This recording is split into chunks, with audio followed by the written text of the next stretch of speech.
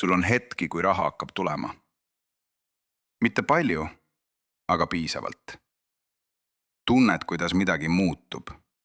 Kuidas hingamine läheb vabamaks. Kuidas pea tõuseb veidi kõrgemale. Ja siis juhtub midagi imelikku.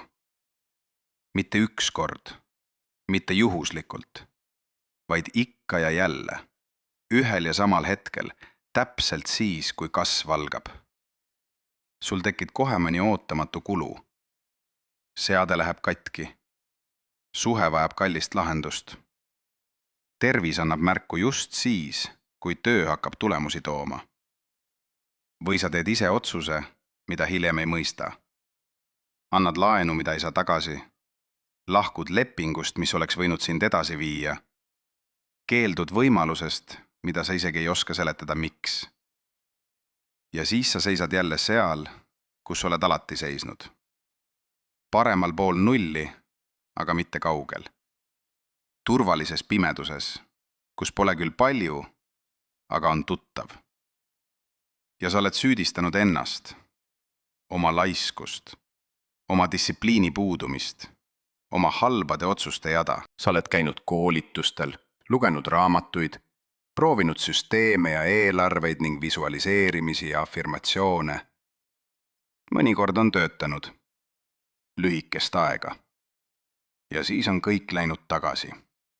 Sama muster, sama piir, sama tunne.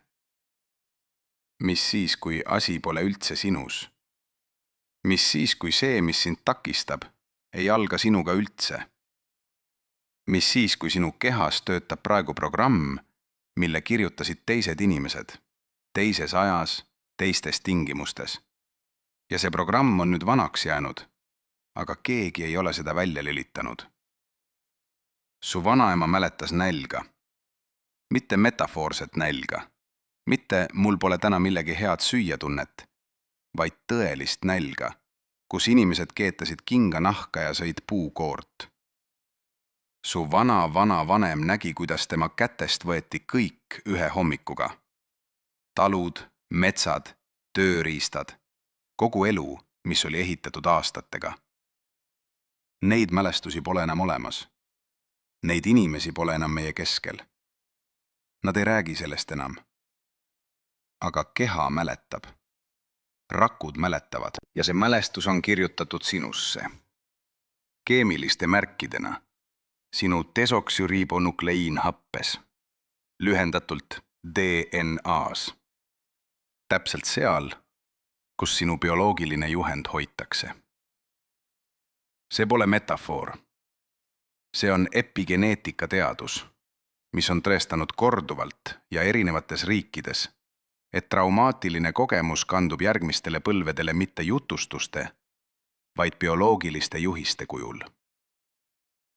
Sinu kehas töötab praegu programm, mida sa ei kirjutanud. Programm, mida sa ei valinud. Programm, mis ütleb, liiga palju raha on ohtlik. Kasv tähendab kaotust. Rohkem tahta tähendab sattuda silma. Ja silma sattumine tähendab kõige kaotamist. Kes kirjutas selle programmi? Millal? Mitu põlvkonda tagasi? Ja mis kõige tähtsam? Mida on võimalik teha, et seda programmi muuta? Siin videos saad vastused, mida raharaamatud vaikivad, mida psühholoogid tavaliselt ei puuduta, mida enesearengu koolitused ei käsitle. Sest see vastus asub mitte mõtetes ega käitumises, vaid sügavamal. Sinu rakkudes, sinu hingamises, sinu keha automaatsetes reaktsioonides. Vaata oma elule otsa, ausalt. Mitte sellele, mida sa tahaksid näha, vaid sellele, mis tegelikult toimub. Sa teenid piisavalt, aga mitte kunagi rohkem kui piisavalt. Number on turvavahemikus, alati veidi üle piiri, aga mitte üle selle piiri, kus võiks öelda, et on teisiti. Alati on midagi, mis võtab ülejäägi ära. Remont, mida polnud plaanitud. Arve, mis tuli ootamatult. Inimene, kes vajas laenu. Ja sa andsid. Muidugi andsid, sest kuidas saab öelda ei, kui keegi vajab? Aga kus on sinu osa? Kus on see summa, mis jääb alles, kasvab, töötab sinu heaks, ehitab seda tulevikku, millest sa unistasid. On inimesi, kes tunnevad end süüdlasena iga kord, kui nad midagi endale ostavad. Midagi, mida nad tahavad, mitte midagi, mida nad ilmtingimata vajavad. Uued kingad, mis pole ainult tarvilikud, vaid ilusad.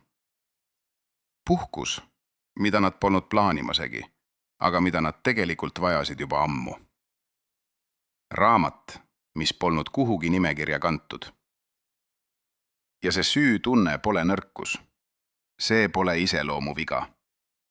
See on programm, mis ütleb, sina oled viimane järjekorras. Sina oled see, kes jääb ilma. Sina oled see, kelle soovid on luksus, milleks pole praegu aega. Tunned sa seda tunnet? Seda vaikset pinget, mis tuleb siis, kui sa valid endale midagi. See tunne pole sinu. See tunne on laenutatud. See on su esivanematelt kaasa saadud tunne, mis tähendas nende jaoks otsest ellujäämishoiatust. Ära kuluta, varuna, hoia, sest ei tea, mis homme toob. See tunne päästis neid, aga sind ei pea see enam päästma. Kus sa täpselt tunned seda piiri oma kehas? Mitte mõtete tasandil, vaid füüsiliselt. Kas rindkeres? Pingena, mis tekib, kui mõtled suuremale asjale. Kas kõhus? Raskedustundena, mis tuleb siis, kui pead tegema otsust millegi suure kasuks. Kas emaka kaelas? Tõmbena, mis ütleb ära. Seda tunnet on raske sõnadesse panna, aga sa tunned selle kohe ära. See on seesama tunne, mis tuli siis, kui viimati olid tõelise võimaluse ees ja sa taganesid.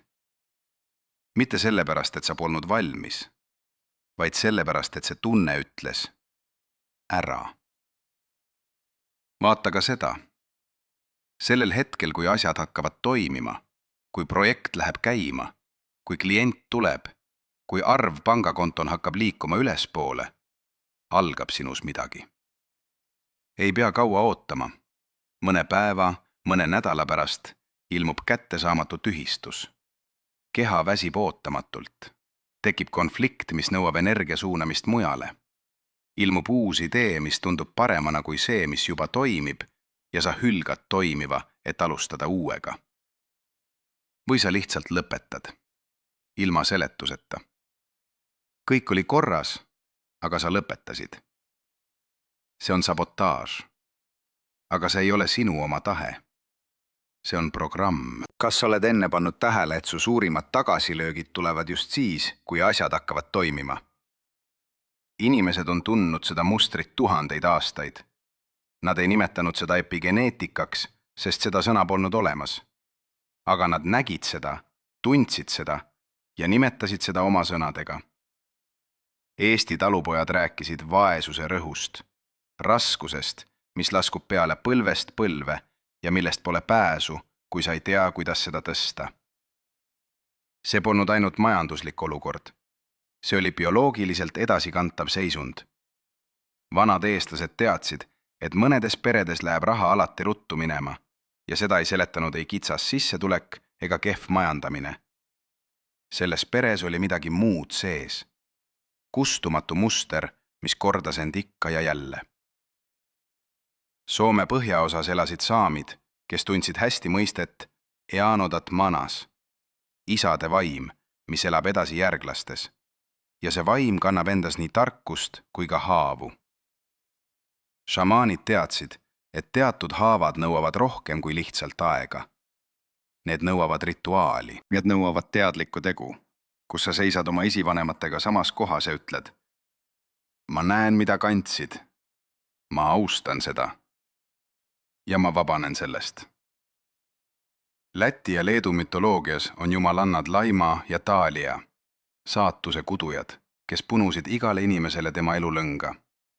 Aga seal oli ka teadmine, mida hiljem suuresti unustati. Laima ei ole muutumatu. Saatust saab muuta, kui inimene teeb teadliku valiku. Kui ta tunneb, mis ta saatust kudub ja muudab seda kudumist. See polnud fatalism. See oli töö. vaimne töö, mis nõudis, et sa näed oma pärandi muster, tunnustad selle päritolu ja siis teed otsuse elada teistsuguse käsuga. Rootsi ranniku kaluriperekondades oli komme, mida tänapäeval vaevalt mäletatakse, rituaal nimega isade loa küsimine. Enne suurt otsust, enne suurt algust käidi haual ja küsiti vaimselt luba olla rohkem. Mitte rohkem kui isa oli, vaid lihtsalt rohkem. Luba kasvada, luba elada täiel koormusel, luba võtta vastu seda, mida elul on pakkuda. See rituaal tunnistas 2 asja korraga. Aukuste eelkäijate vastu ja vabadust elada teistsugust elu. Mitte üks neist 2, vaid mõlemad koos. Need kombed kadusid koos moderniseerumisega, koos nõukogude perioodi katketega, koos murrangutega, mis purunesid traditsiooni järjepidevust. Koos nendega kadus teadmine, et vabanemine vajab rituaali. Ja inimesed jäid mustritega ilma võtmeteta nende avamiseks. Mis traditsioone kandis sinu pere? Mida õpetati sulle rahast? Mitte sõnadega, vaid vaikimisega, kohtlemisega, käitumisega. 2005 ja 80 aastal tegid Emory ülikooli teadlased Ameerika Ühendriikides katse, mis muutis kõike, mida me arvasime teadvat pärilikkusest. Nad konditsioneerisid isa siiret kartma kirsilõhna, ühendades selle lõhna korduvalt valukogemusega. Hiired õppisid, kirsilõhn tähendab ohtu. Siis said need hiired järglasi. Ja need järglased ei puutunud kunagi kirsilõhna ja valu kombinatsiooniga kokku. Aga nad kartsid kirsilõhna täpselt sama intensiivsusega kui nende isad. 3. põlvkond kartis sama lõhna, kuigi 3. põlvkond polnud esimest põlvkonda isegi kohanud. Trauma kandus edasi keemiliste märkide kujul. Täpselt, mõõdetavalt, korratavalt. Hollandi teadlased uurisid 10 aastaid hiljem inimesi, kelle esivanemad olid üle elanud teise maailmasõja näljatalve. 44–45 aasta talvel blokeerisid Saksa väed Hollandi põhjaosa täielikult. Inimesed said päevas vaid 500 kilokalorit. Inimesed surid nälga tänavatel. Need, kes elasid üle, tegid seda oma kehas jäetud pitseri hinnaga. Ja nende lapsed, kes sündisid 10 ja 20 aastat hiljem heaolu ajal, kandsid bioloogilisi jälgi. Muutunud ainevahetuse geenid, muutunud stressihormooni tase, muutunud käitumine ressurssidega. Nad kogusid üle, hoiatasid üle ja hirmutasid end pidevalt selle pärast, mis võiks kaduda, isegi kui polnud kuskilt kuhugi kadunud. See protsess on saanud nime epigeneetiline pärandus. Epigeneetika on teadusharu, mis uurib, kuidas kogemused ja keskkond mõjutavad geenide tööd, ilma et muutuks DNA järjestus ise. Geenid jäävad samaks. Aga nende peal olevad keemilised märgid, metülatsioonid ja atsetülatsioonid, mis lülitavad geene sisse ja välja, need on muudetavad. Ja need keemilised märgid kanduvad edasi. Sinu DNAs on täna aktiivsed geenid, mida ei lülitanud sisse sina. Mitte sinu kogemus, mitte sinu valikud, mitte sinu mineviku ebaõnnestumised. Need lülitasid sisse sinu vanaema nälg, sinu vaarisa talu kaotamine, sinu vanaisa aastaid kestnud äpardumise periood, kus kõik töö viis tühja kohta. Need geenid töötavad praegu. Nad kujundavad sinu stressihormooni taset. Nad kujundavad sinu reaktsioone võimalustele. Nad kujundavad seda, mida sa tunned, kui raha liigub. Bioloogi Bruce Liptoni, kes on aastakümneid uurinud rakkude programmeerimist ja avaldanud selle kohta laialt loetud teaduslikke töid, üks keskseid leide on see. Rakk ei otsusta iseseisvalt, millises režiimis töötada. Rakk kuulab signaale, mis tulevad ümbritsevast keskkonnast. Ja see keskkond pole ainult see, mida sa sööd ja jood. see keskkond on ka sinu emotsionaalne seisund, sinu hormoonide tase, sinu autonoomse närvisüsteemi aktiveering. Kui sinu kehas valitseb krooniline madaltaseme stressihormoon kortisool, siis sinu rakud töötavad ellujäämisrežiimis. Iga päev, iga tund. Ja ellujäämisrežiimis ei kasva midagi uut. Ei kasv, ei loovus, ei usaldus. Sest kasv kasutab energiat, mida ellujäämiseks on vaja. Jaan Kallaste, Tartu Ülikooli psühholoog, on uurinud põlvest põlve kanduvaid käitumismustreid Eesti peredes. Eriti nende perede puhul, kelle ajaloos on nõukogude repressioonid ja sunniviisilised kolhoosiperioodid. Tema uuringud näitasid üht korduvat mustrit. Perede kolmas põlvkond, need, kes ise elavad juba täiesti vabas ühiskonnas, näitavad paradoksaalset käitumist rahalise edu hetkedel. Täpselt siis, kui materiaalsed olud paranevad, tekib selles põlvkonnas käitumuslik tõmme tagasi puuduse poole. Mitte teadlikult. Keha teeb selle töö ise.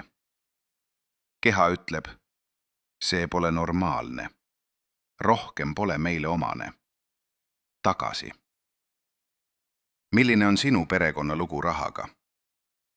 Mida sa tead oma esivanematest, nende ellujäämistest, nende kaotustest?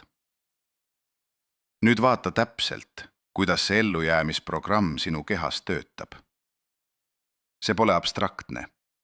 See on täpne mehhanism, millel on kindel aeg, kindel käiviti ja kindel tulemus. Sul on eesmärk. Olgu see palgakasv, uus projekt, äri alustamine, investeering. Midagi, mis tähendab rohkem kui enne. Sa töötad selle nimel. Sa lähed lähemale. Esimene etapp. Keha ei reageeri. Veel pole reaalne. Teine etapp. Hakkab tunduma, et võib juhtuda. Kehas tekib väike pinge. Kolmas etapp. See muutub reaalseks. Number muutub. Pakkumine saabub. Lepingule hakatakse alla kirjutama. Ja siis, täpselt siis, käivitub süsteem. Sümpaatiline närvisüsteem saab signaali. See signaal ei ütle otsesõnu oht. See ütleb uus. Uus on teadmata. Teadmata on ohtlik. Mis juhtub tundmatuga? Ei tea. Mida teeb ellujäämissüsteem tundmatuga? Väldib seda. Adrenaalid pumpavad kortisooli, süda läheb kiiremaks, tähelepanu kitseneb ja sa hakkad automaatselt otsima põhjust, taganeda. Leiad selle alati. Kui keha tahab taganeda, annab mõistus alati seletuse. Selle põhjused on erinevad inimestel, aga tulemus on sama. Tagasi. Turvalisse. Tuntud piiridesse. See reaktsioon on sinu esivanematele päästnud elu. Tõeliselt. See reaktsioon tähendas, et kui kuuldi, et tulevad, jooksid esivanemad enne, kui jõudsid isegi mõelda, miks. See reaktsioon tähendas, et nad ei uskunud head uudist kohe.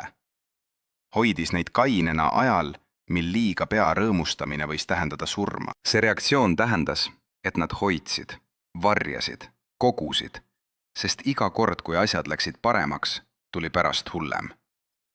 See oli bioloogiline tarkus, mis toimis täpselt nii, nagu pidi toimima. Aga see tarkus ei tea, et sul on täna passiga pangakonto.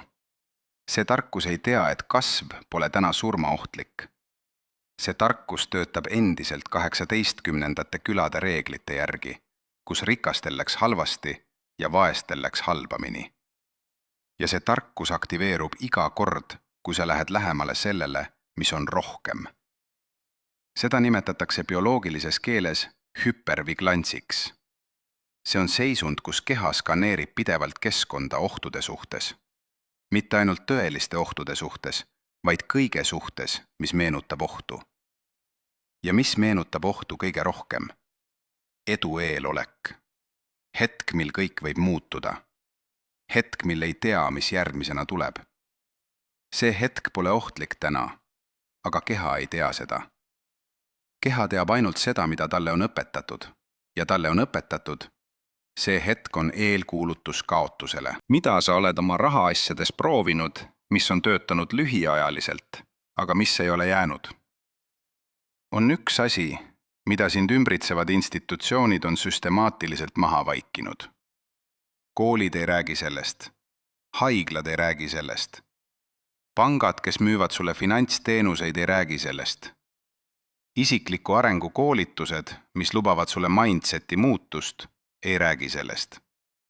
Mitte sellepärast, et nad sooviksid sulle halba, vaid sellepärast, et see teadmine muudaks sind sõltumatuks institutsioonidest ja sõltumatu inimene on halb klient. See, mis on maha vaikitud, on lihtne ja revolutsiooniline tõde. Sinu suhe rahaga on ennekõike bioloogiline reaktsioon, mitte iseloomujoon. Inimestele on õpetatud, et vaesus on laiskuse tagajärg, et rikkus on töö tulemus, et sa saad täpselt nii palju, kui palju sa pingutad. See on osaliselt tõsi, aga see on vaid pealispind. Sügavamal on kiht, millest ei räägita. Sinu keha suhe rahaga on programmeeritud ja see programm on vanem kui sina. Miks seda ei räägita? Sest kui räägitaks, siis peaks teraapiasüsteem muutuma. Peaks muutuma see, kuidas käsitletakse vaesust. Peaks muutuma see, kuidas käsitletakse finantsilisi hädasid. Inimesed ei oleks enam patsiendid, kes vajavad paranemist. Nad oleksid inimesed, kes kannavad edasi pärandi, mida saab töödelda. Need on kaks täiesti erinevat lugu. Esimene lugu vajab ravimit. Teine lugu vajab rituaali, teadmist ja tegu. Eestis, nagu ka teistes endistes Nõukogude riikides, on see kiht eriti raske. 2 põlvkonda elas süsteemis, kus isiklik rikkus tähendas ohtu. Kus suurem maja, parem auto, nähtav edu tähendas, et sa paistad välja.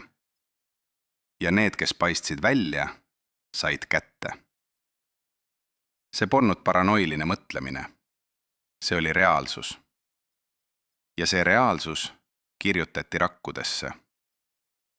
Ärge olge nähtavad. Ärge olge rohkem. Ärge olge esireas. Ja nüüd, 10–20 aastat pärast seda perioodi, kannavad järglased sama keeldu, kuigi elavad täiesti teistsuguses maailmas. Seda teadmist hoiti ka teistel põhjustel varjul. Epigeneetilise päranduse teadus arenes kiiresti alles 21. sajandi alguses. Enne seda puudusid lihtsalt tööriistad, et mõõta, mida pärilikkus tähendab muus kui geenijärjestuses. Ja kui see teadus ilmus, jäi see akadeemilisse kirjandusse, kaugele igapäevaelust. Keegi ei teinud tõlget. Siin on see, mida see teadus tähendab sinu pereloo jaoks. Siin on see, mida see tähendab selle piiri jaoks, mida sa ikka ja jälle tunned. Täna, siin, see tõlge toimub. Ja see teadmine, mille sa nüüd saad, muudab sind juhtivaks oma elu üle. Mitte juhitavaks, mitte patsiendiks, juhiks. Mis tunne tekib sinus, kui sa kuuled, et see, mis sind on takistanud, pole sinu oma viga? Nüüd vaata konkreetseid blokke. Need pole abstraktsed kategooriad. Need on täpsed, äratuntavad, igapäevased seisundid, mida sa tunned kindlatel hetkedel. Esimene plokk on kroonilise ebapiisavuse tunne. See on tunne, et sa pole kunagi piisavalt. Et sul pole kunagi piisavalt. Et mis iganes ka ei tule, see ei ole küllalt. See tunne ei reageeri reaalsusele. Sa võid teenida 2 korda rohkem kui eelmine aasta ja ikka tunda, et pole piisavalt. See tunne on pärit ajast, mil piisavalt tähendas ellujäämist ja mil ellujäämispiir polnud kunagi kindel. Keha õppis, et piisavalt pole midagi, mis kätte jõuab. piisavalt on sihtpunkt, mis liigub iga kord, kui lähened. Teine plokk on võimatus lasta rahal seista. Raha peab kuskile minema. Kohe. Arvele, vanemale, ootamatule kulule, impulsiostuks, annetuseks inimesele, kes vajab. Keha tunneb raha käes hoidmisest füüsilist ebamugavust. Mitte kujuteldavat, päris füüsilist tinget, mis leevendub ainult siis, kui raha on läinud. See on sama ellujäämismuster. Ressursi hoidmine tähendas riski, sest ressurss võidi ära võtta. Parem kulutada enne, kui keegi tuleb võtma. Kolmas plokk on nähtamatus. Soov mitte paista liiga edukas, liiga rikas, liiga erinev. Mitte tagasihoidlikkusest, vaid hirmust. Ja see hirm on kehas, mitte peas. See on instinktiivne tõmme madalamale, tagasi keskmisesse, tagasi sellesse kohta, kus ei ole märgatav. Sest need, kes paistsid, said esimesena kätte. See mälestus on rakkudes. Neljas plokk on abi vastuvõtmise võimatus. Keegi pakub abi, investeeringut, kontakti, võimalust, midagi väärtuslikku ilma küsimata. Ja sinust tõuseb kohe küsimus. Mida ta tahab vastu? Milles on varjatud hind? Usaldus ressursse pakkuvatesse inimestesse on kahjustatud, sest pärandis on mälestus. Need, kes pakkusid, nõudsid hiljem rohkem tagasi. Abi ei olnud kunagi tasuta. Ja see mälestus blokeerib sinu võimet vastu võtta, mis tegelikult on pakkumine ilma tagasi sammuta. Viies plokk on täiuslikkuse ootamine alustamise tingimusena. Kui ma ei alusta, ei saa ka ebaõnnestuda.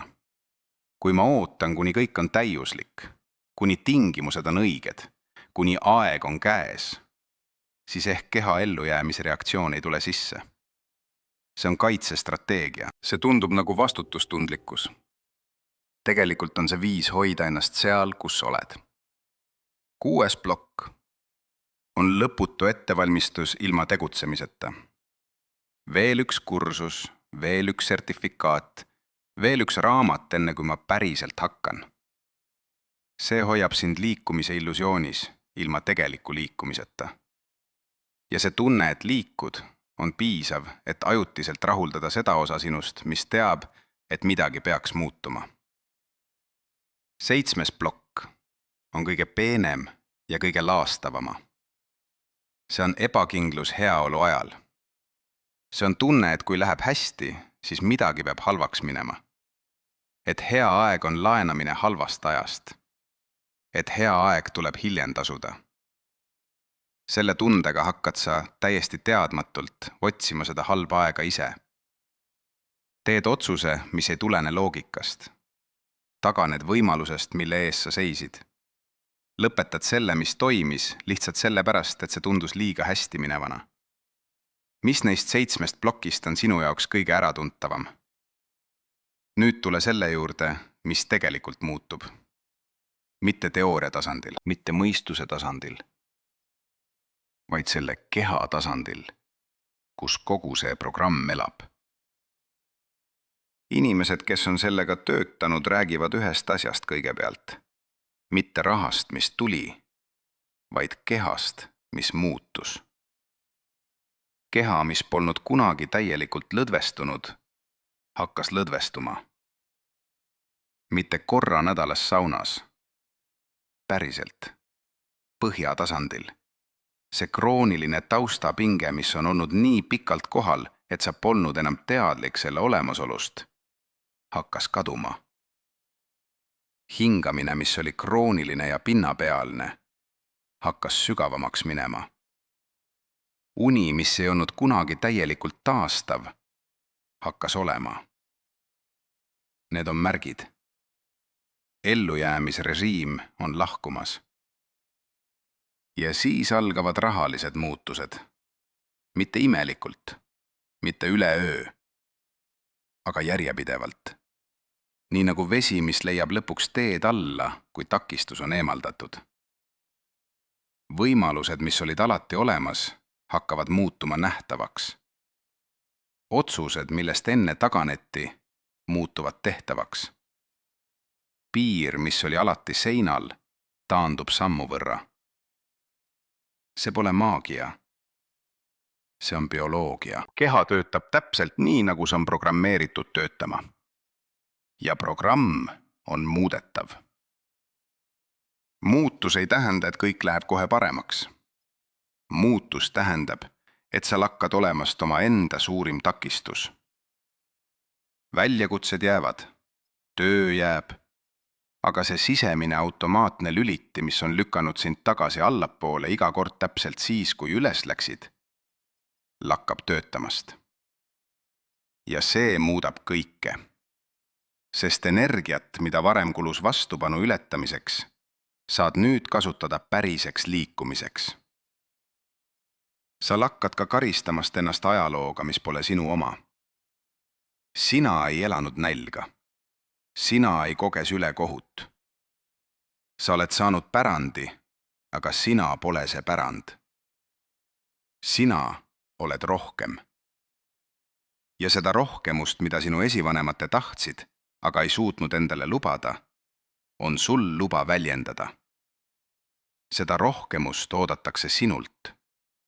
Mitte kui isiklikku saavutust, vaid kui sinu põlvkonna ülesannet. Teha see, mida enne ei saanud teha. Kes sa saad olla, kui see programm enam ei jookse? Mitte kes sa tahaksid olla mõtetes, vaid kes sa tegelikult oled, kui ellujäämisrežiim on välja lülitatud. Nüüd teeme midagi konkreetset. Seda praktikat ei saa edasi lükata. Seda ei saa teha hiljem, täna õhtul, järgmine nädal, kui on rohkem aega. See toimib ainult praegu, sest praegu on su keha selles videos öeldu tõttu veidi teistsuguses seisundis kui tavaliselt. See on aken. Aken on avatud ainult hetke. Istu mugavalt. Jalad on põrandal. Selg on sirge, aga mitte pingul. Kui saad, pane käed põlvedele. Teopesad üleval. See on keha asend, mis bioloogiliselt signaliseerib vastuvõtmist. Esimene samm on hingamine. Tee 3 aeglast hingetõmmet. Sisse 3 sekundit, välja 5 sekundit. Ärge loe, lihtsalt tunneta. Aeglane väljahingamine aktiveerib parasümpaatilise närvisüsteemi. See on sinu keha taastumisrežiim, vastupidine ellujäämisrežiimile. Sa ei pea midagi tegema peale selle 3 hingetõmbe. Lihtsalt hinga. Teine samm on paigasolek. Tunne oma jalgu põrandal. Tunne pingi või tooli toetust oma selja kõrval. Tunne, kuidas raskusjõud tõmbab sind alla. Stabiilsena, kindlana. Sa oled siin. Sa oled täna. Sa pole seal, kus olid su esivanemate. Sa pole 18. sajandil. Sa pole kellegi teise elus. Sa oled siin, oma kehas, praegu, selles hetkes. Ja see hetk on turvaline. 3. samm on kätega südameni jõudmine. Pane mõlemad käed rindu, üksteise peale. Tunne oma südamelööki.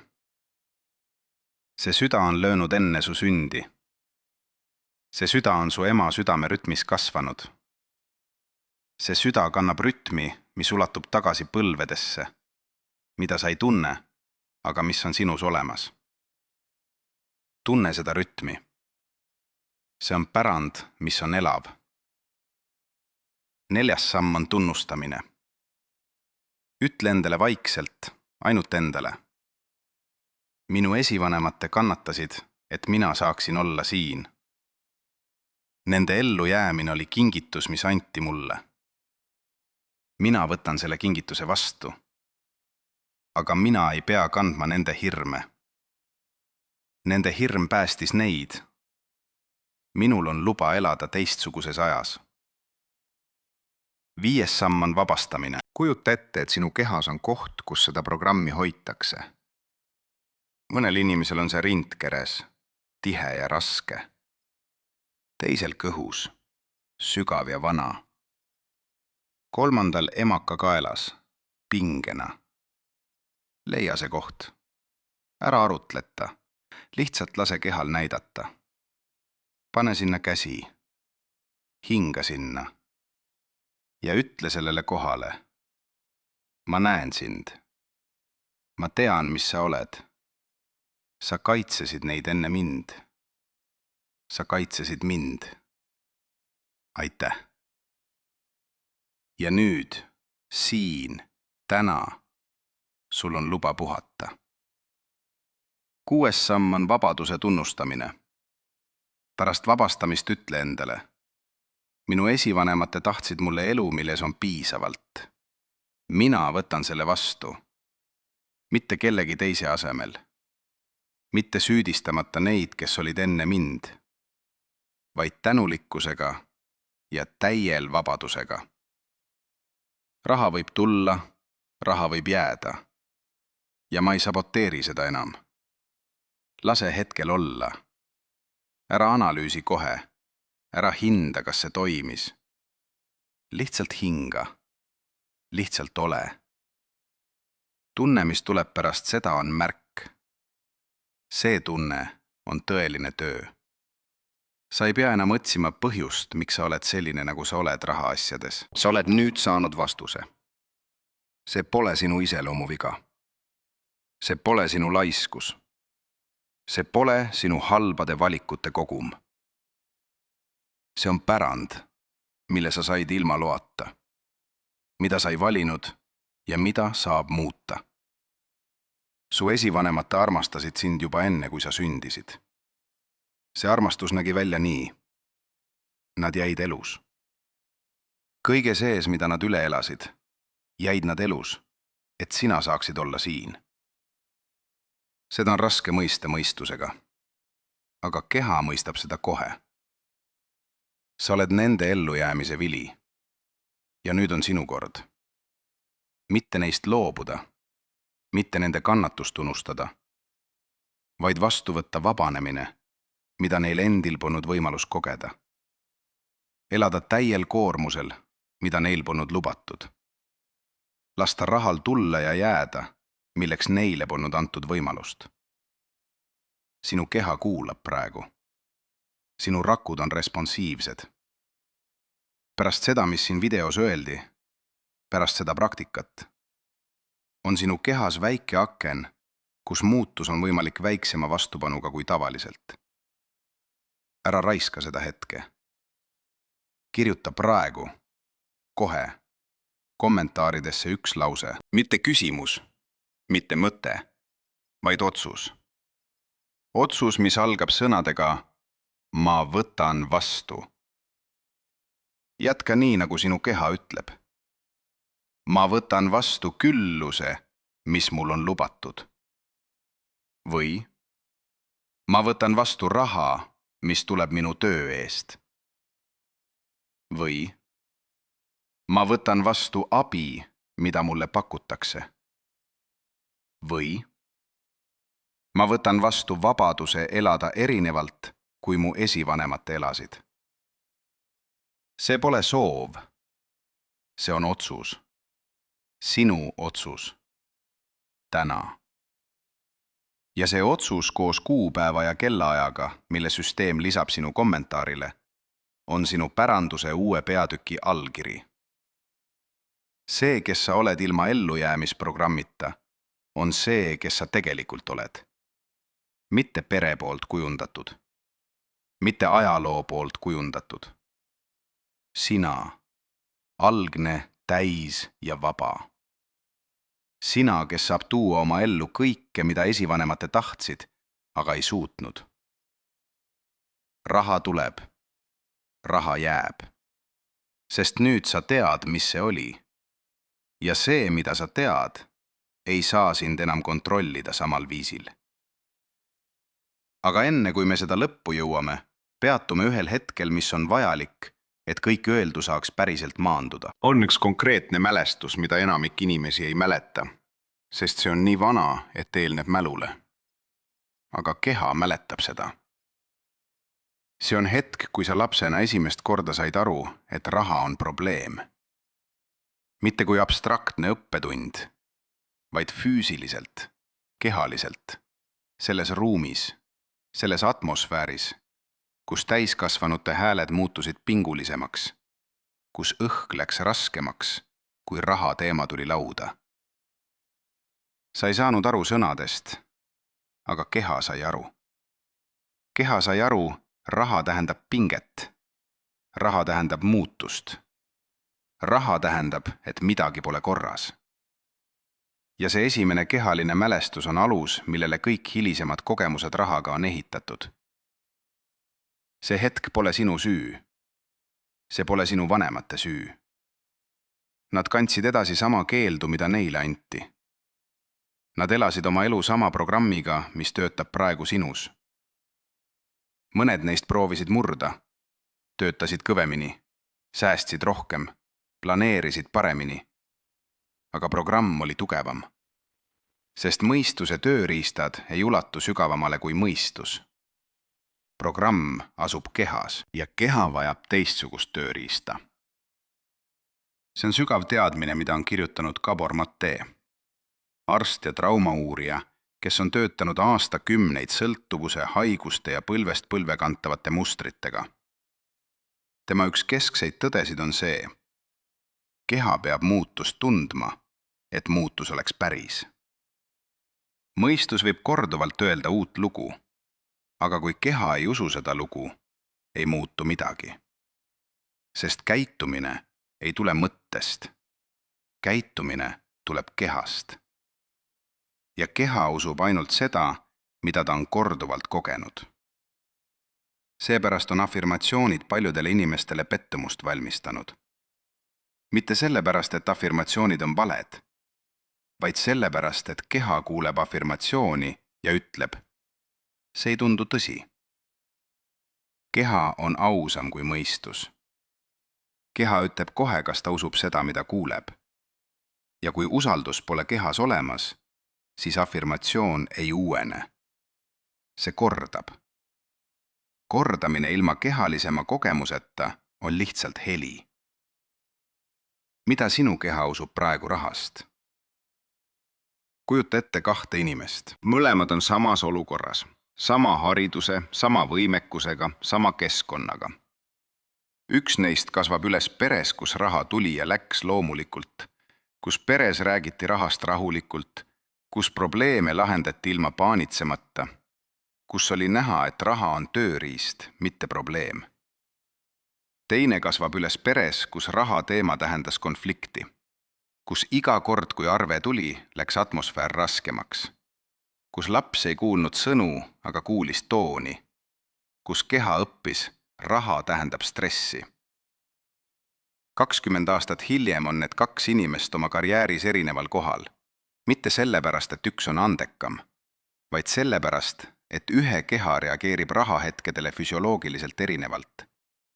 Üks keha on raha läheduses lõdvestunud, avatud, loov. Teine keha on raha läheduses pinges, kaitsval, sulgunud. Loovus tuleneb lõdvestunud keha seisundist. Pinges keha on loovuse vaenlane. Ja sinu keha reaktsioon rahale ei olnud sinu valik.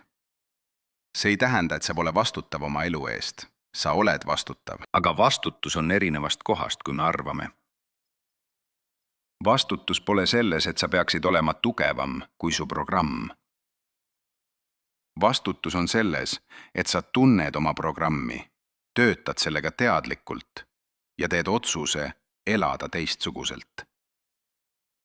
See on raske töö. Aga see on tehtav töö. Kuidas see välja näeb praktikas? Esimene samm on märkamine, mitte muutmine. Sa ei pea kohe midagi muutma. Alusta sellest, et märkad, millal programm käivitub. Märkad, et oled taganemas. Märkad, et teed otsuse, mis ei tulene loogikast. Märkad, et tunnete, mitte mõte juhib sind. Lihtsalt märkad. See märkamine üksi on oluline nihe, sest sa oled programmist sammu võrra kaugemal. Sa vaatad seda, mitte ei ole selles. teine samm on ajajoonel tagasivaatamine. Üks kord teadlikult. Vali üks rahaline olukord oma elust, mis ei läinud nii, nagu tahtsid. Mitte selleks, et süüdistada, vaid selleks, et näha mustrit. Kus täpselt taganesid? Mis hetkel keha ütles ära? Mis tunne see oli? Kus sinus see tunne oli? Kui sa selle mustri näed ühes olukorras, hakkad seda nägema teistes ka. Muster on sama. Käiviti on sama. Ainult kujundid on erinevad. Kolmas samm on kordamise lõpetamine süüdistamise asemel. Iga kord, kui sa ütled endale, ma olen alati selline olnud, ma ei suuda seda muuta, see ongi mina. Sa kinnitad programmi. Sa usud, et programm oled sina. Aga programm ei ole sina. Programm on käsud, mis tulid enne sind. Sina oled see, kes saab meid käsklusi muuta. See erinevus on kogu töö alus. Neljas samm on keha kaasamine iga muutuse protsessi.